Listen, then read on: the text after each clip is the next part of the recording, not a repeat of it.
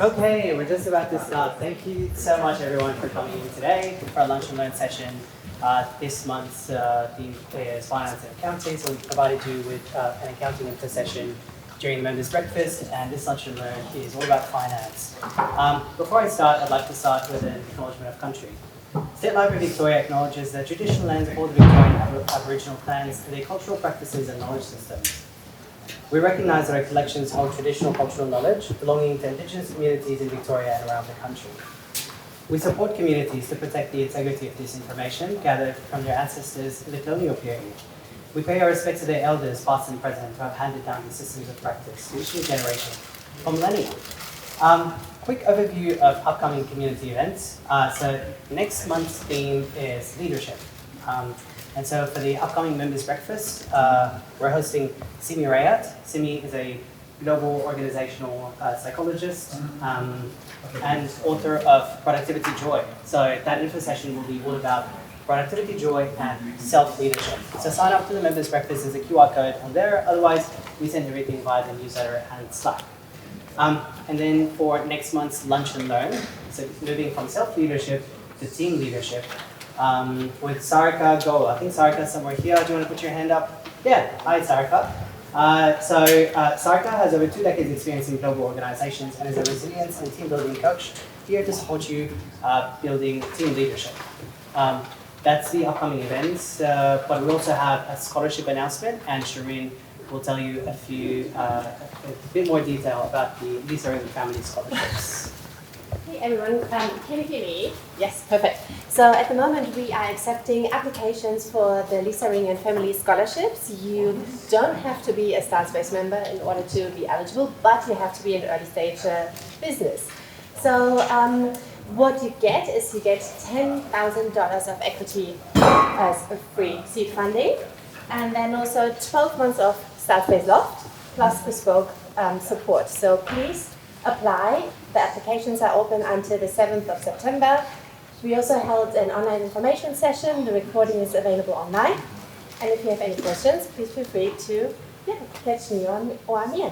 Thank you. Awesome. Thank you, Shireen. Okay, without further ado, I know that we have a lot of information to go through, so introducing Raymond. Raymond Ngai is a startup CFO, finance automation builder, investment advisor, and ex-Australia Post head of corporate finance. He's worked on everything from early stage cash flow fixes to $1 million deals. Currently building Sazoo, a finance AI assistant for SMEs. He's passionate about demystifying finance for entrepreneurs. So please help me welcome Raymond. Thank you.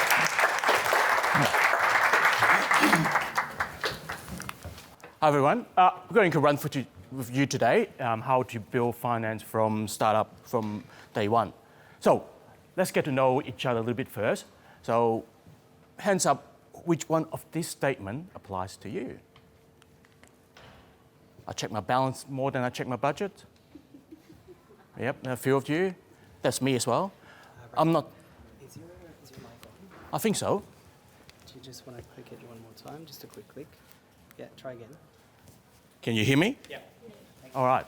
Apologies for that. So I'm totally not sure when my business will run out of cash. Anyone feel like that? And my business earlier we actually ran out of cash. I wish someone just told me what to focus on financially right now. Anyone? Yes, a few of us. I know my numbers and forecast very confidently. Anyone? No? Me? Maybe? Yeah? And the last one, things sweet, plenty in the cash. I'm about to go to IPO. Anyone? If anyone like that, please contact me. I'll help you. So, which one are you? Are you flying blind or very cash flow confident? And it doesn't matter which one you are. I'm going to give you a practical toolkit today about how to run your finance from day one, even if you're not a numbers person. So what I'm going to run through with you today, and there's quite a bit to go through. Firstly, run through how do you actually manage your cash flow confidence. That's probably one of the key things. What's your cash flow cycle strategies and the tips to avoid some of the cash flow traps to do with tax. Some of the basics with budgeting and forecasting, and then finally share with you some tools to help you manage your finances. So there's a lot to pack through today. I've done a simulation. I probably won't run through everything with you today. So are there any particular topics that people want me to deal in a little bit deeper? Yep, anyone? Chart of account. The chart of accounts, yep.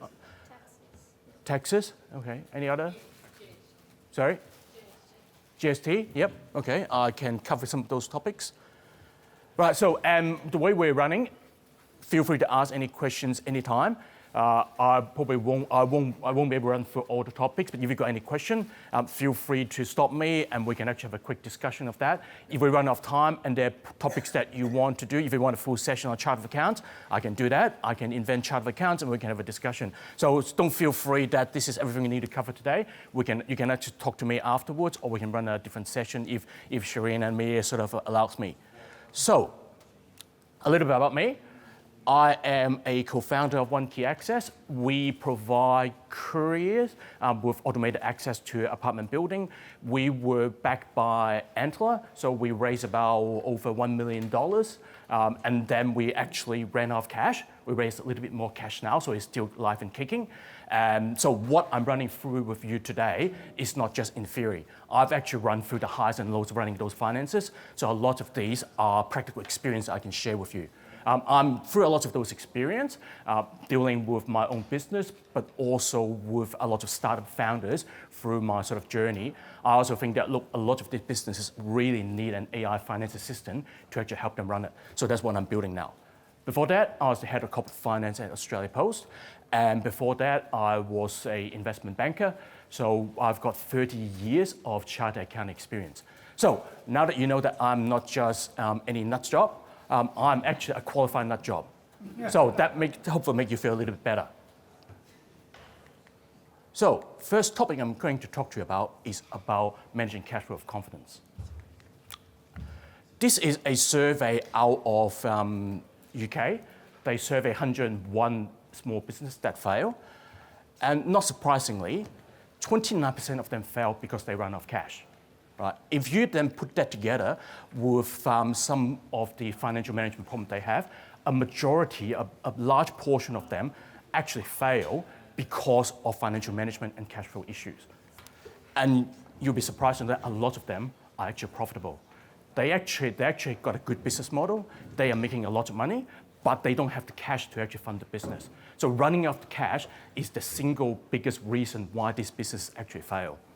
And this is particularly acute when your business is growing, because that sort of issue is going to be sort of multiplied. So when I'm going to talk to you today, I'm going to not just give you a solution, because we all run very different businesses. You all have different focus. Some of you might be consulting, some of you might be e-commerce, some of you may be a SaaS business. So I don't have a solution for every of your business unless I talk to you individually. But what I'm going to share with you is a more generic way about how do we actually deal with this cash flow problem. And I'm going to tell you more about what actually caused this problem, because if you know the cause, you can fix about it. You can actually buy the best solution out there. If you don't know what's causing it, if you're not monitoring, you actually can't fix it. So one of the things I'm going to share with you is why this problem happened, because then they'll help you to actually find the solution. So understanding cash flow cycle is very key to your survival. So a few things for you to understand is revenue does not equal to cash. You might actually book a revenue in your P&L, but until the cash comes in, your business, you don't have the cash to spend, right? So that's one of the important concepts. For those of you e-commerce business where you've got inventory, well, inventory equals trapped cash. Every time you've got an inventory in there, you are actually investing, you're actually putting money in the inventory.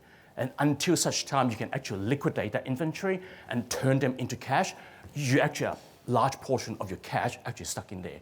So back in the days when I was an auditor, with KPMG, a lot of the business, inventory was the biggest issue. We talk about retailers, manufacturers, they got so much cash stuck into their inventory that became a problem. And then a more controversial one, creditors actually could be a good thing, right? You might think, well, I'm owing people money. But if you actually structure creditors correctly, it might be actually a free form financing. If you go to the bank and say, look, I want $100,000, $200,000 to help me run the business, they charge you an interest. For your creditors, they give you 30 days, 40 days term. That's actually free financing. So the question is, if you're doing all these, how would you actually structure your cash to actually help you leverage on what you have and actually achieve a better results? So I'm going to quickly run through with you what's a cash conversion cycle. It is basically the amount of time for you to actually turn into cash your inventory, your sales, and then pay your creditors. So this is the diagram of what the cycle looks like. You have your inventory, you turn into receivables, you turn into cash, and the cash you pay your creditors or your suppliers. So that means that the time that you need to convert your cash would be your inventory days, your debtor days, and minus your creditor days. So that's also what we call for us accountant working capital. So that's cash, that's working capital. And working capital, as your business grows, is usually one of the biggest items that you need to manage. And that actually kills a lot of businesses. They find financing solution, you need budgeting to actually help you manage that working capital. Because you know your revenue, you know your cost, but then working capital are actually what link them together. So it's really important for you to know this. Let me give you an example of how this cash conversion cycle works. So let's say you buy your stock from your suppliers and they give you 60 days to pay. And for those of you who doesn't have stock, you can probably just take this out, but the same principle apply. You actually buy the stock from your suppliers, but your suppliers say, hey, I'm actually need you to pay me within 30 days. So all of a sudden, you've got a 30 days gap that you need to finance. Now, if you're an e-commerce business, let's say you buy your stock from China or from Malaysia or India, that actually get a bit longer. Why? Because you actually start owing that debt from the time they actually leave the warehouse and load it on a ship. And the ship takes 30 days to get into it, to get to Australia, and then you actually need to put it in the warehouse, doing the pick pack. Right, that might add an extra 30, 40 days before you're actually ready to sell it. Then you've got to actually sell it. Now, after that, guess what? You actually sell the inventory, right? You actually make the sale. You go, great, I now got something in my P&L. That sounds really good. But it takes you 30 days plus, 35 days for your customer to pay you. Why? Your term might be 30 days, but why is it 35 days? Anyone can think of reason why actually longer than the 30-day term that you give to the customers? Sorry? People pay you late. That's definitely one of the reasons. But also don't forget, when you actually make the sale, you don't necessarily bill them straight away. It might take you a few days for your accountant to send out the bills. Right? So that's usually, you might think it's 30 days term. By the time you actually send the bill out, it could be 35 days, and the customer doesn't pay on time. So if you put this into a mathematical equation, that means there's 65 days gap. You now need to finance your business for 65 days. That's the cash that you actually need to put upfront to run your business. Where's that cash coming from? If you're looking at a growing business, that gap is going to grow bigger and bigger. Now, some of the top cash flow challenges. I think I must be doing okay. I've got someone actually taking a photo of this from behind the window. So first one is timing gaps between paying and receiving. So it is one of the biggest issues that you need to deal with. There are ways around it. Generally, you actually need to pay your suppliers and your employees before you sell to your customers. So there's always a gap you need to finance. And the question for you is, in your P&L, it doesn't take into account this time horizon. In your P&L, in your profit and loss, you say, I've got this revenue, I've got this cost, I've got more revenue than your cost. That sounds great. In reality, you have to pay your suppliers, you have to pay your employees, you have to pay your subscription, right? If you go to someone like a Lovable, you go to someone like a Xero, you go to someone like a Google Suite, they're not going to say, okay, look, I'll take my cash after you receive something from your customers, right? They want the money upfront, right? So you now have all this money that you need to pay before your customers pay you. So that's always something you need to finance, and that is what actually kills a lot of the businesses. Second one is lumpy expenses. So you're thinking about investment that you need to make or tax. We talked about tax a bit earlier. Think of tax, GST, you pay every quarterly. Superannuation, you pay every quarterly. but superannuation is changing to monthly from next financial year. You could also be paying an annual subscription for your software. So again, a big lump sum. Number 3, seasonality. What do we mean by seasonality? Anyone can share with me why is seasonality an issue? Like in the wine industry. Sorry? Wine industry. Wine industry, why is that an issue? Just seasonal. You don't necessarily have 12-month stock. Yep, so you absolutely. Sell out and you've got a 3-month gap. Yep, absolutely. Any other reason?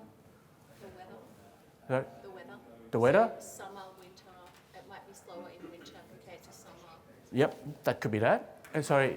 Some products sell more at certain times of the year. So, for example, Christmas is a bump on your cash flow and your revenue because that's when you're selling most of your Yep. time in January, February, March. Yep, absolutely. That's some of the reasons. I'll give you one practical reason that I used to work for Australia Post, and we've got this thing called peak season. So Australia Post make most of the money October, November, December. Why?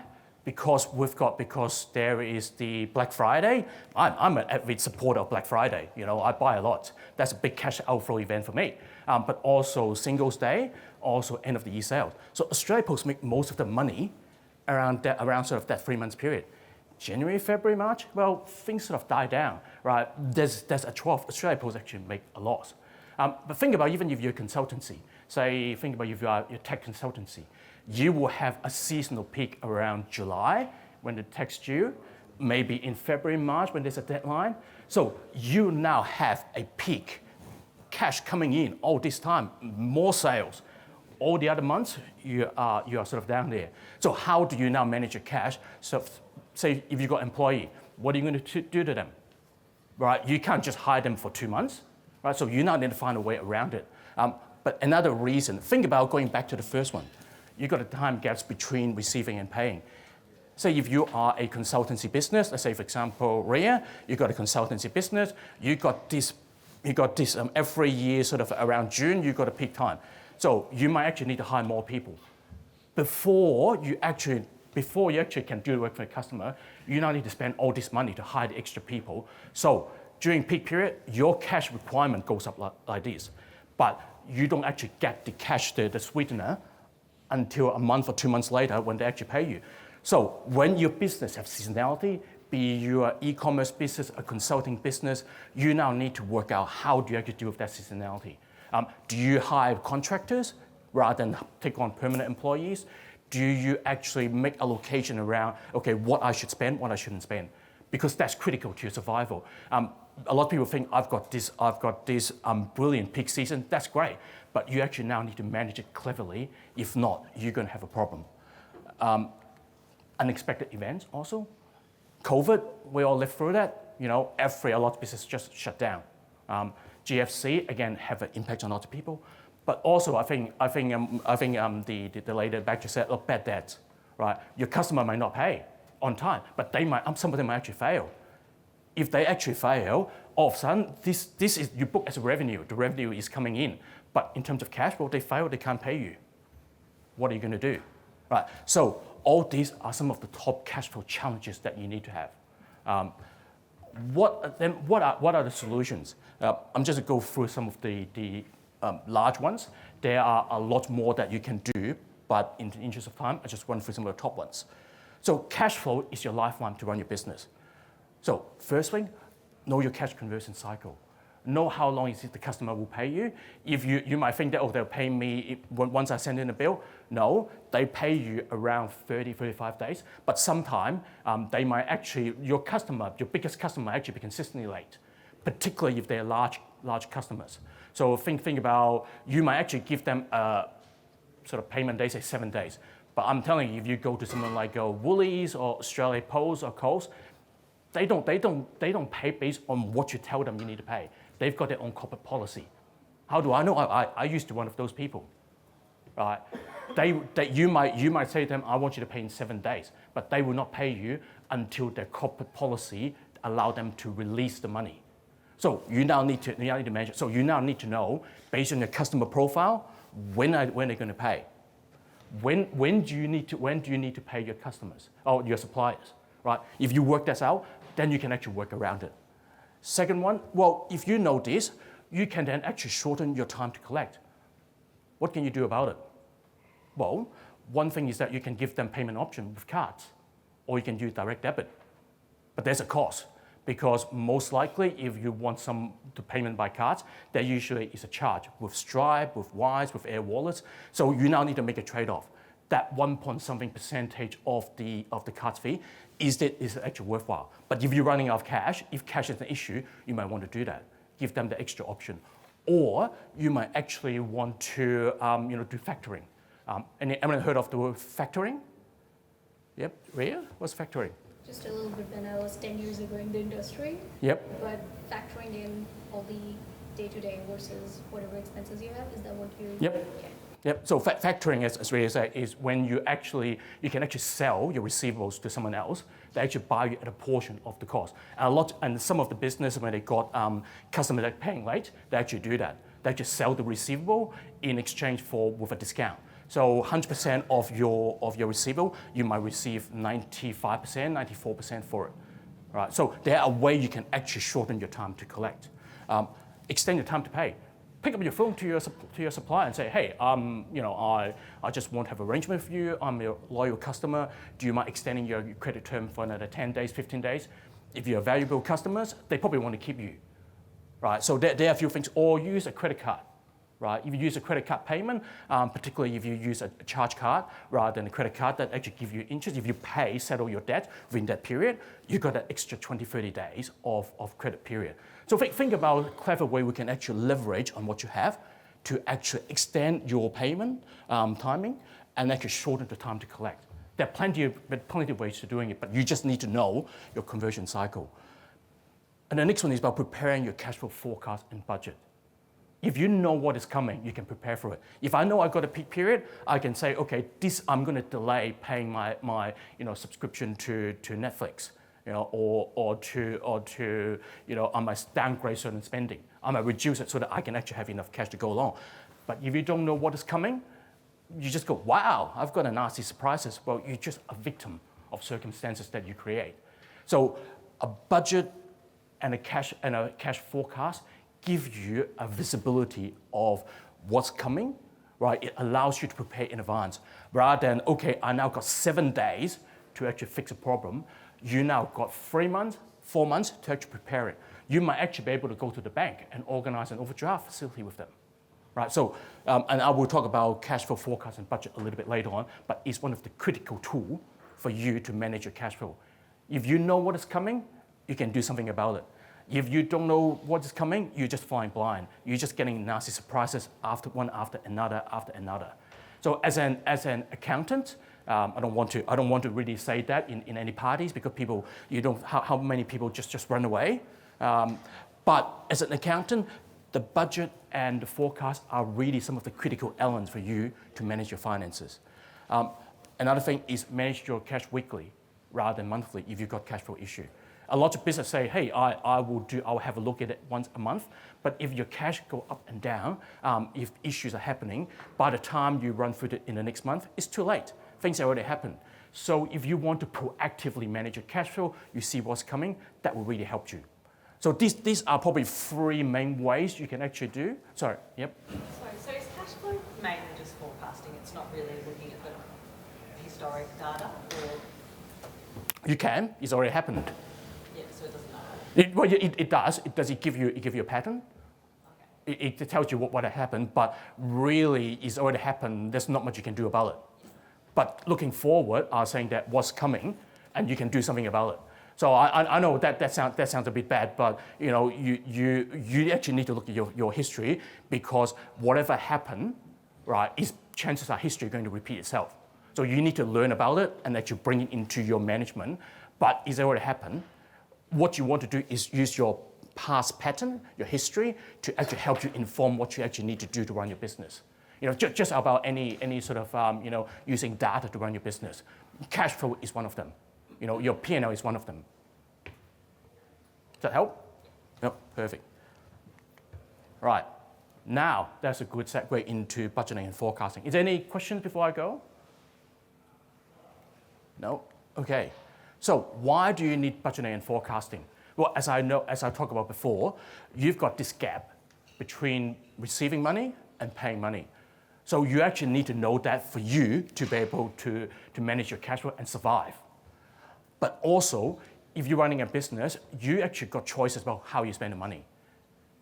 Do you want to spend your money on the extra staff or the extra subscription? If you're running out of cash, you actually want to say which one will give you more cash to allow your business to survive.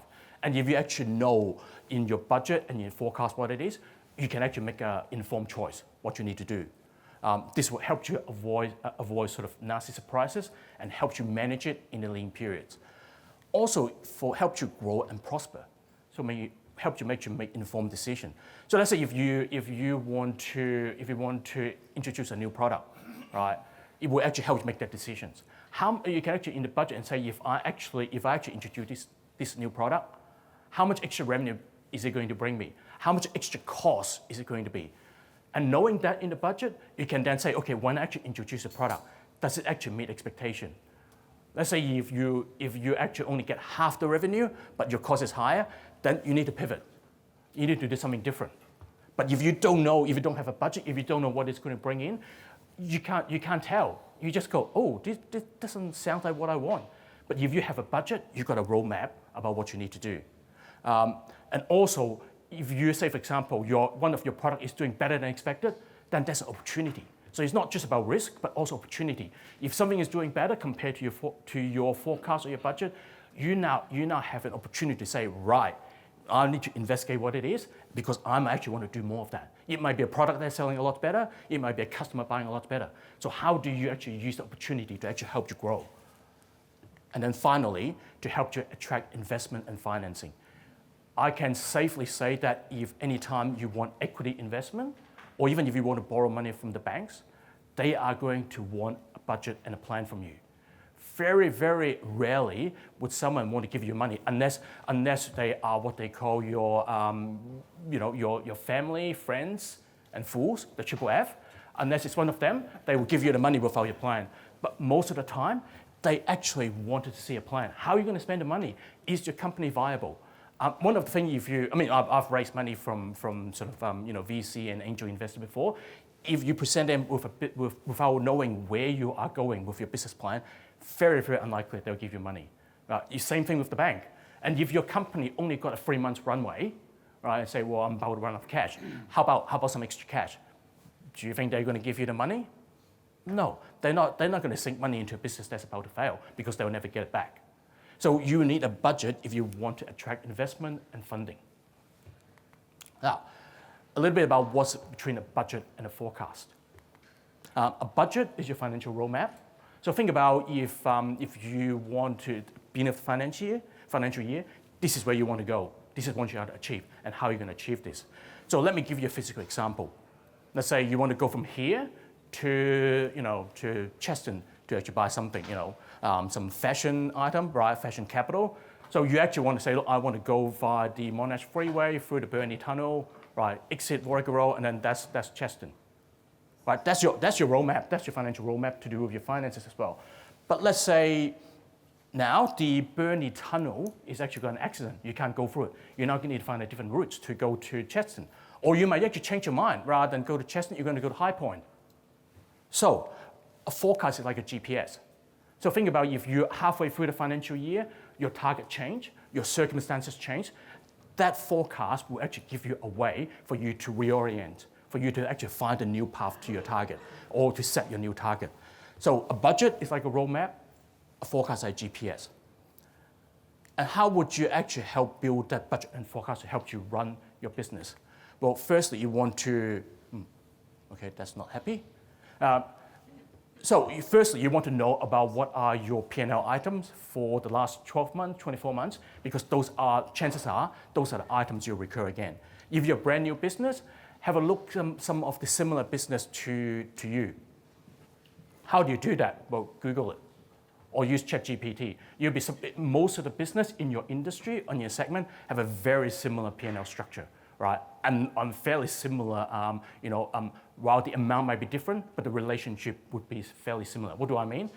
If they have 40% cost of goods sold to revenue ratio, That's usually what you have as well, because that's the industry, right? I used to work for Australia Post. We are in the transport industry, so the EBIT margin that we have usually around 10%. And what we actually spend on it between us and a toll and a TNT, that was very similar structure. So you can actually use that. Secondly, and most importantly, you want to set your goal. Don't just repeat what you have in your history about what you have. Actually set a goal. What do I want to achieve with my profit next year? Do I want it to be 20% higher this year, 50% higher? But your goal might not just be your profit. You might actually want to set the goal with your revenue. I might actually have a revenue goal, right? Or I might have a cost target. I might actually want to reduce your cost.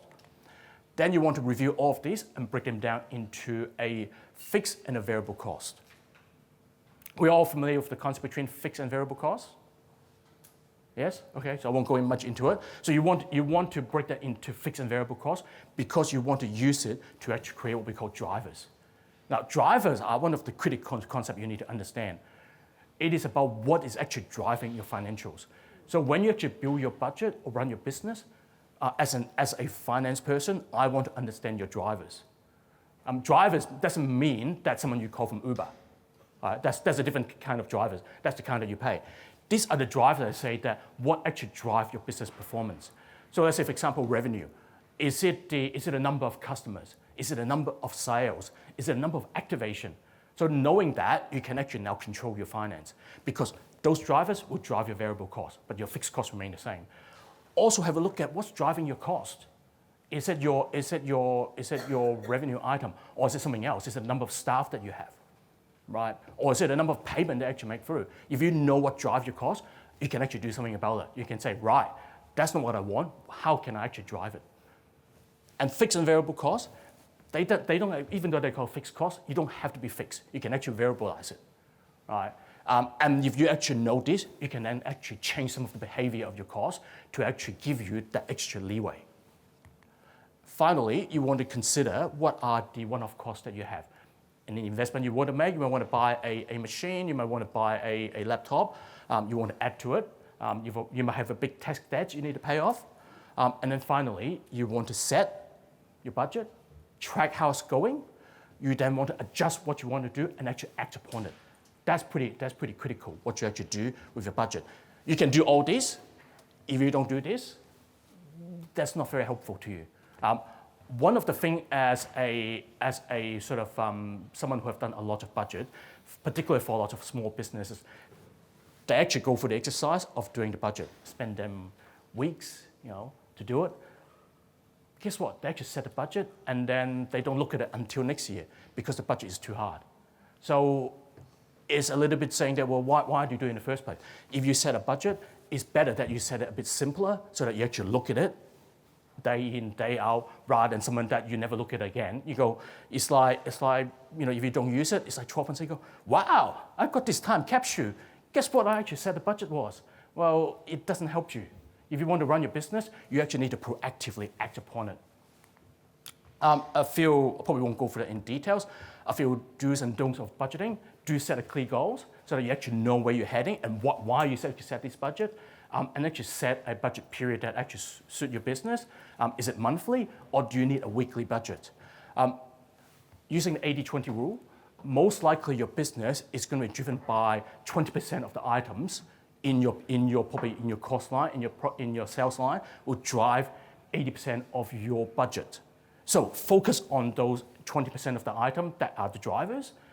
And try to control them. The other 80%, you can just loop them together if you want into an operating items, right? Because unlikely they're going to change the dial. So focus on the one that actually make the difference and you can control.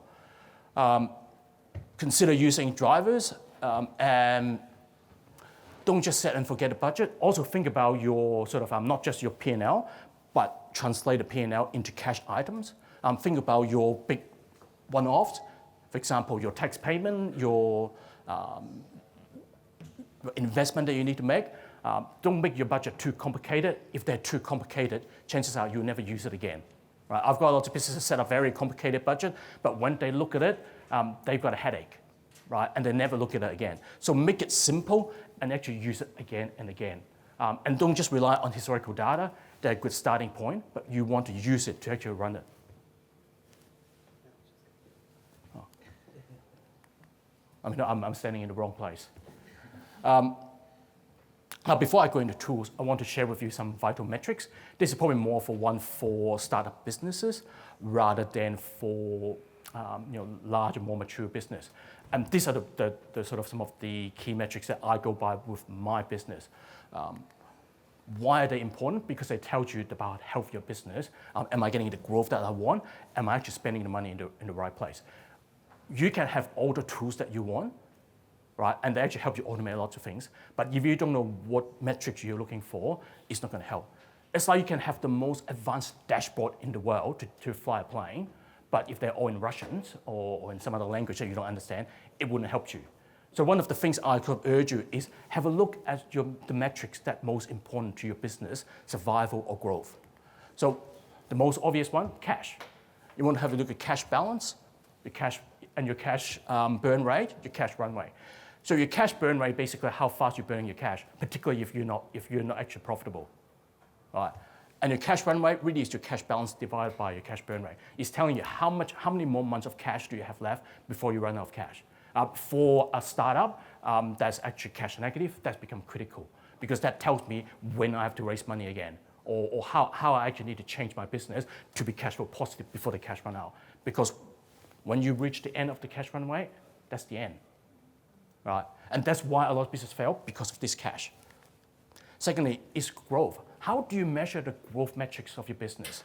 You can look at your annual recurring revenue, your monthly recurring revenue. Look at your customer growth in terms of volumes, the activation, the payments. Look at your customers. Probably the lifeblood of your business is probably one of the most critical metrics you want to measure. You can do a net promotion score, but the key are these two. Your customer retention and your customer churn rate, right? You actually spend a whole lot of money to acquire those customers. If you keep losing them, then you are running a very expensive business. Then chances are your business is not going to survive. If you actually spend, say, $100 to get a customer, they stay with you. They only stay for a month, and they generate $20 worth of benefit for you. That's not going to work in the long term. And then finally, sales. You want to look at your sales efficiency. How well am I actually generating sales? So you want to look at your sales plus marketing costs, all the costs for you to acquire your customer, divided by how much sales you're actually getting.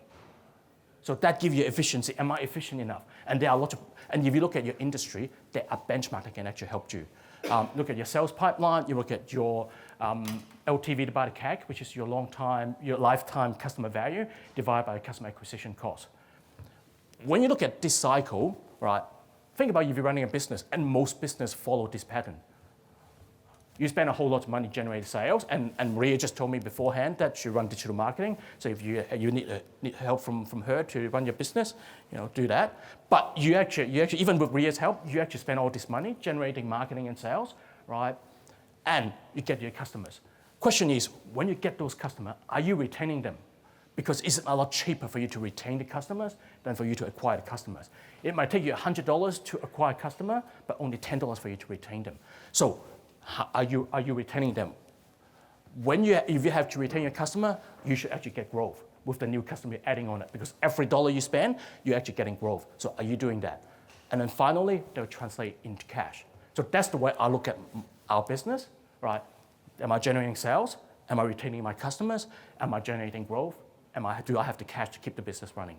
So if you actually know this, you can actually then use your budget to help you. You can actually use finance to actually help you run it. So just very quickly, you can do your performance tracking by setting up the same way you set your target, your actual, to divide between the two, exact format, give you the variance. Then you build a graph, and then you actually find out what's actually driving the difference between your target and your actual. So very quickly on tax, I think we want to touch a little bit more on tax here. So some of the common startup tax pitfalls. You have the wrong business structure.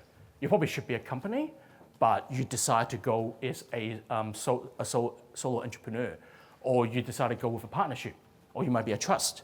So choosing the right business structure are very critical for you, particularly from a tax point of view, right? Because each one of those structures will have a different tax consequences. not registering for ABN and GST. So you don't have, so you should get your ABN, the Australian business number. You need to, or you must register for GST if your annual turnover is more than $75,000. But below $75,000, you might actually want to register for GST anyway. Anyone do that here? Mm-hmm. Yeah, why do you do that? Because it just ticked over the 75,000. Just tick over 75. But if anyone choose to do it before they're less than 75,000? So yeah. I just did it because it means that I've got GST sorted, Okay. whether I go above or not. I don't intend to go above. Okay. Okay. That's another reason. If you actually register for GST, particularly if you're actually not profitable, when you lodge a GST return, you can actually get the government to give you back all the GST that you pay. So if you say even if your customer is not paying as much GST, let's say total GST that they remit is $1,000, but if all your spending got GST in there, say $5,000, you can get those GST back. That carries forward as well, though, doesn't it? That I don't know. I think you usually you could put in a quarterly BAS and then you actually deduct back. But if you don't tell the tax office, I don't tell the tax office. I think you can keep doing that. I never said that. Okay. So the advantage for you. Yeah. So the advantage for you to get some GST back because you can get the amount that you pay back in GST, so there might be a little bit of cash boost. But to do that, there are obligations. You now need to charge your customer GST, and you actually need to actually lodge a BAS return. It could be very easy. So there's a choice you need to make. Mixing business and personal finances, that's a big no-no. You're only supposed to deduct anything that's business related, right? So let's say, for example, if you say that, look, I've go to a personal massage therapy, that's not deductible, right? So, but anything to do with your business, that's deductible. Particularly if you are a sort of not in a company structure. Even if you're a company structure, you want to separate them. If you might think that, look, I can actually tell, but after say 12 months worth of accumulated expenses, you'll find it's actually a very hard job for you to separate the two. I sort of can because I'm actually a bit sort of anal retentive in terms of keeping sort of records. But if you don't, you probably want to make sure you separate them. Missing deadlines are no. One of the things that other people might sort of forget about you, the ATO they never forget, they never forgive. So they will come to your door and they will actually make sure you pay your due. So don't miss the deadlines. This is misclassifying contractors and employees are a big one. So you want to make sure that whoever you're hiring are either contractors or employees. With employees, you've got a fair amount of obligations. You got to collect and remit the PAYG withholding tax. You got to remit and pay their superannuation. You got to potentially pay payroll tax. Then there is workers' compensation insurance. So there's all this, and don't forget there's also annual leave, long service leave. So there's a lot of obligation, administration, but also a lot of cash flow. Of a contractor, it could be a lot more clean because the one payment you actually pay for it is really just one payment. You don't have annual leave on your books. You don't have to manage that. You don't pay super. So, when hiring other staff, like I want to hire my family so they're retired, right? And I want to give them something to do. So, paying obviously, what's to go there with like tax and payroll stuff like that? Well, if they because obviously they don't need annual leave because they're already on holidays, with super. What? That's your arrangement with your family. But from a tax office point of view and from a Fair Work Commission point of view, right? If they sound like employee, they walk like employee, they are employee. Right. So say for example, you might hire your kid and say, look, just come and work for me. I'll pay you $10. Yeah. But guess what? There's a minimum wage. Yeah. From the regulatory point of view, say, okay, even McDonald's paying them $20, and plus whatever loading they need to do weekend. So in the eyes of the government or the tax office, and I haven't seen unless they've changed it, there's not a provision for family and friends discount. So, or different provision. So in the eyes of the government, they are still an employee. When you, and I think, look, and contractor, you got to make sure a contractor is a genuine contractor, because otherwise you could be a way for you to escape those responsibility.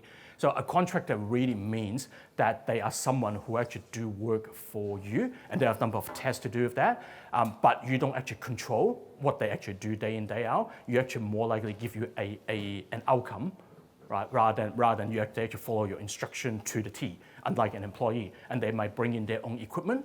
So say, for example, if you're a consulting business, you provide a services. That's what a contractor looks like, rather than an employee. Yep.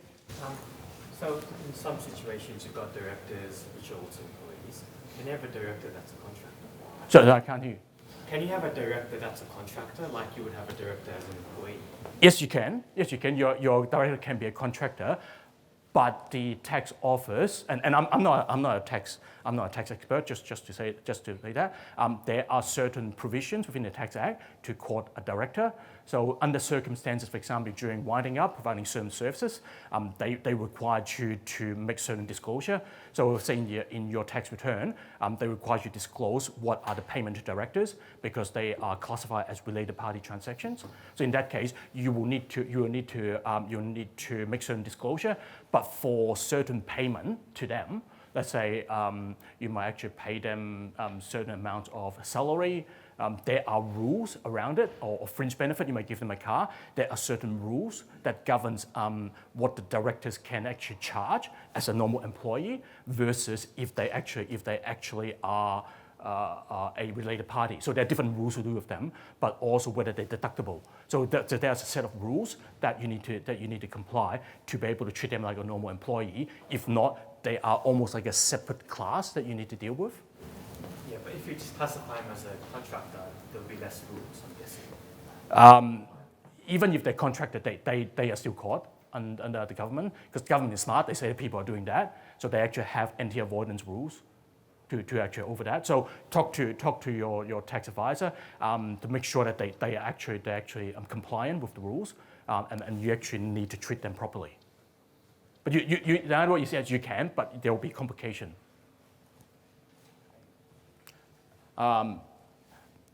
So there's a few extra tax that you might want to do. You might want to make sure that you pay the GST, the periodic reporting tax if you're an employee, your company tax, your payroll tax.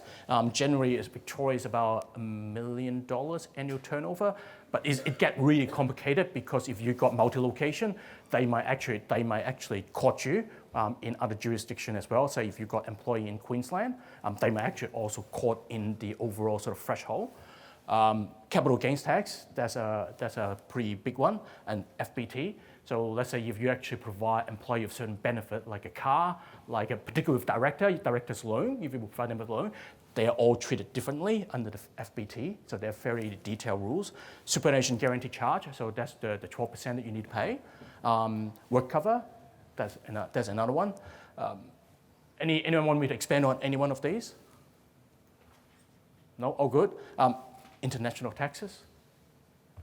That's like a time bomb. That's really complicated, particularly if you say, for example, if your business start operating in the US, in Canada, then you're now subject to the tax law of two countries, and within that, the double tax agreement, right? And then you've got a lot of rules, anti-avoidance rule going here. So anytime you actually operate internationally, make sure that you actually seek advice. So, for example, my business actually do a little business with Canada.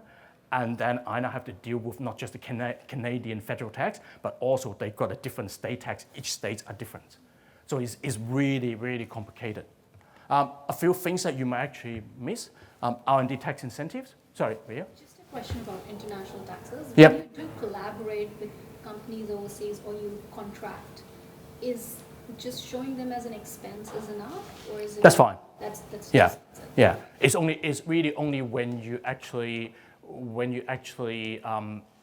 earning money in that country that you actually fall into the tax law of that country. But I mean, if you're operating in say in Europe, there's also the digital tax, right? If you go to the US, they might charge you tariffs now. Right? So there's a lot of things to navigate. It would get really complicated very, very quickly. Any other questions? R&D tax incentives, if you can qualify for that, do you actually apply for that? Because if you're doing anything that's scientific research, you get 43.5% of the rebate of the amount that you spend. So that's a big cash back if you qualify for that. Export market development grant.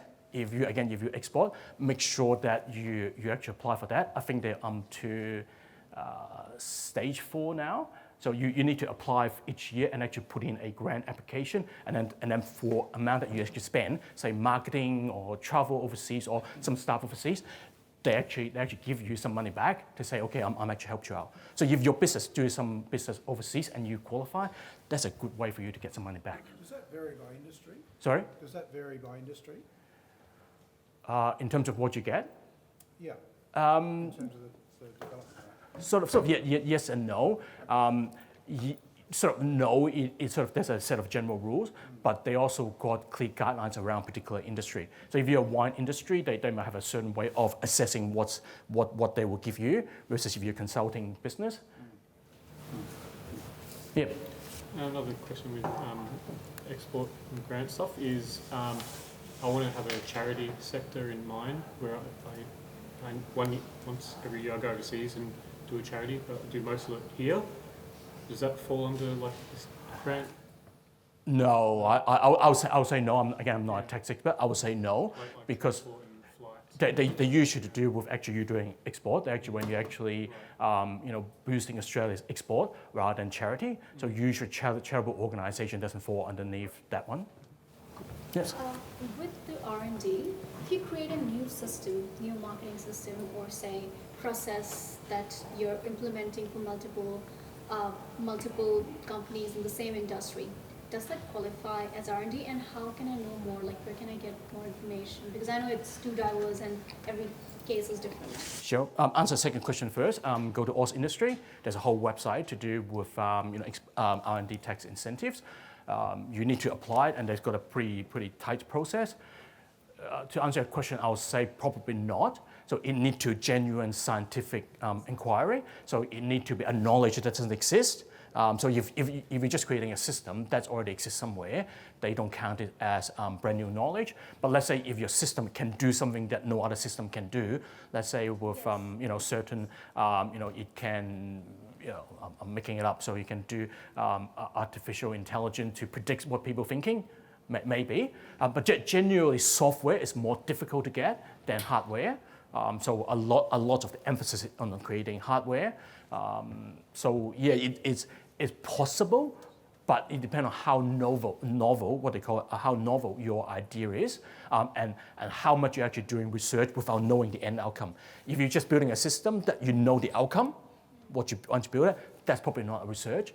A research is more like, okay, I don't know if this is going to succeed at the end of that, but if I do research, I probably know the outcome. That's more R&D. So it's possible. I won't discourage you from doing that.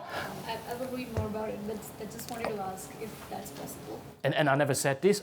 In my cohort at Antler, I've seen people apply and actually get money for R&D incentive for crazy thing. I go, really? You do what? And I ask my consultant, I go, they deduct that. Should we do that? And they go, no. I go, but they did that. I go, yeah. Okay. So I won't discourage you. I never said that. You never see me today. So, but if it's worthwhile, do investigate. Call a consultant because they're the big industry in there, and they're happy to take your call. And then you can then rest easy and say that you actually exhausted it, or it might be something you actually tweak it to make it sort of workable. Yeah. Fair enough. Employee share scheme concession, if you want to pay your staff by sort of shares. Early stage innovation company incentives. So if you want to raise money from angel or VC, that becomes critical because there's a very generous tax concession for investor who actually invest in Australian company, a startup company that fit that criteria. So when you go, particularly the angel investor, if you go to Melbourne Angel, something like that, they always ask you, are you ASIC? That's what it is. If you're ASIC, then more, it doesn't mean that they will invest, but it makes them more inclined to invest than less inclined. And then instant tax write-off you have, particularly with any investments. What's the requirements to qualify for the early stage innovation? There's a number of criteria. For example, if you are revenue need to build a certain threshold. You need to have sort of certain backing from certain company. So I can't remember all of this, but there's a set of 5 or 6 criteria that you need to fit in, and none of them are very difficult. Maybe the one that you need to be backed by a certain accelerator or fund. So, oh, yep, I've been told I need to wind up a little bit. So very quickly, tools and help, very quickly. So there's a lot of tools that you can get. You don't need to get all of them. For a startup business, you might just want to have Xero or QuickBooks or MyOp to actually help you run your business. But you don't need to. But my suggestion, if it actually save you a few hours, a week, a month, probably worth your time. The basic one for Xero is probably $35. And you go up the next tier, I think it's 70 or $75. So could be worth the investment for that cheap. If you want to do expense, again, there's something that actually helps you to actually simplify your expenses, like Expensify. If you want a payroll solution, there's Xero.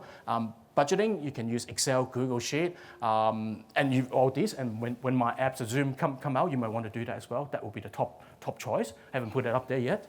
But if you need help, also find fractional CFO, virtual CFOs, or get a bookkeeper's accountant. I think Luna, they come in present, so they provide services for a fee.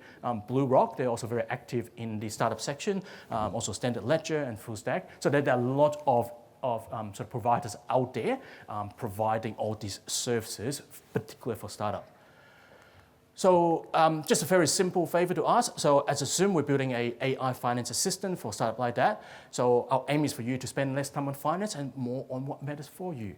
So I'll love your input. So after this, I'm going to put a link in the Slack account. If you're interested, I'd love you to actually tell us what you want in the app and sort of help us shape what we're going to push out in about 6 to 9 months' time. So, right, any questions? Any questions, anyone? Yeah. Might just give you the mic so everyone can hear the question. Thanks. Just for the early stage company incentive, so the keyword being early stage, what happens if you use an existing company but do a completely brand new business under that old company? Can you still apply for that, provided you meet all the other requirements? I think there's a time limit to how long the business can exist beforehand. So if your business exists for like 10 years, probably not. I think again I could be wrong here. I think it's probably like 3 years could be the limit. But you need to know, like, if you set up a business a long time ago, you've got X amount of revenue, then you the not. business is completely brand new, but you're just using your old company PTYFTD kind of structure. Is the company that counts? Is the company registration? Yeah. So if your company registered 6 years ago, then I'll say probably not. If your company registered two years ago, probably. Right? They don't look at the deal like business because there's a transfer. So from when ATO look at it, they sort of say, look, what's the clear indicator? And the clear indicator is your registration date of that business, of the company. Okay. Other questions?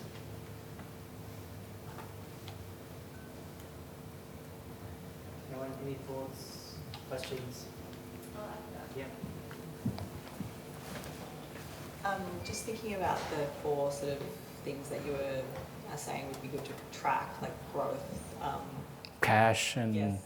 Customers, sales, yeah. Do you have like, I saw all the different tools up there. So are you do you use like 10 different sort of tools to track things, or Oh, are no. you trying to, no? Oh no, I'm an Excel modeler. Again, people run away at the parties.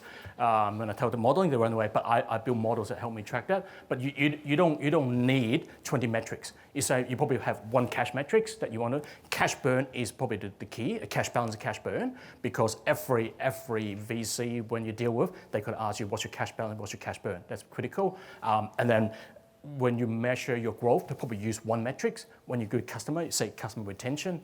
If you want sales, you probably just use 1. Right? You don't need a whole lot. You just need 1, because think about it. Your business is complex enough. You don't want to track 20 of them. You probably just want to say, right, if I want to measure how my business progress in terms of sales or customer, what do I measure? Just the one metric each category is more than enough. And I use Excel to do that and pull out the data from different systems. Thank you. No questions? Okay, well, please help me give it up to Raymond. Thank you so much. I saw many people taking photos of the slides. I do that all the time. Love to see it. We will be sharing the slides via the EDM and on Slack. If you need it earlier, just let me know in advance. I can send it straight to you. But yeah, we'll be sharing that on the next newsletter. Besides that, if you have any questions on the upcoming scholarships, please come speak with myself or Shirin, or just shoot us an email to StartSpace. But I'd also like to thank you for coming in today. All of you, thank you very much, and have a lovely day. Feel free to stick around, speak with Raymond, ask any questions, or just associate and connect with each other. Thank you again. Thanks. Oh, and please scan the QR codes, the feedback forms. Your feedback is really important for us. I'll put up the QR code on the whiteboard just there, but we also have a bunch of QR codes on the tables. Please give us your thoughts, ideas, feedback. Thank you.